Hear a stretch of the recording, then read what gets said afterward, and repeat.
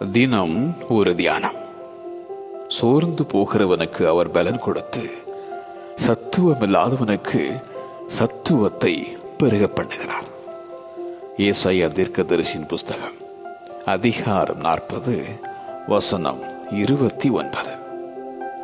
இளைஞர் இளைப்படைந்து சோர்ந்து போவார்கள், வாலிபரும் இடறி விழுவார்கள்.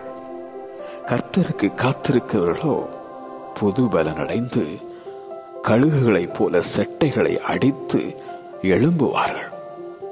அவர்கள் ஓடினாலும் இளைப்படையார்கள், நடந்தாலும் சோர்ந்து போகார்கள். கர்த்தரின் பலனும் கேடகமாயிருக்கிறார் என பாடும் தாவீது. என்னை பலப்படுத்துகிற கிறிஸ்துவினாலே எல்லாவற்றையும் செய்ய எனக்கு பலன் உண்டு என்றான் அப்போஸ்தலனாகிய பவுல். சூழ்நிலையை பார்த்து சோர்ந்து போனாயோ? பலனில்லையே என பயந்தும் போனாயோ? கர்த்தருக்கே நீ காத்திரு.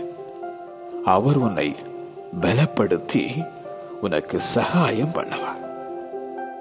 சோர்ந்து போகிறவனுக்கு அவர் பலன் கொடுத்து சத்துவம் இல்லாதவனுக்கு சத்துவத்தை பெருக பண்ணுகிறார். சோர்ந்து போகிறவனுக்கு அவர் பலன் கொடுத்து சத்துவம் இல்லாதவனுக்கு சத்துவத்தை பெருக பண்ணுகிறார். ஆமென்.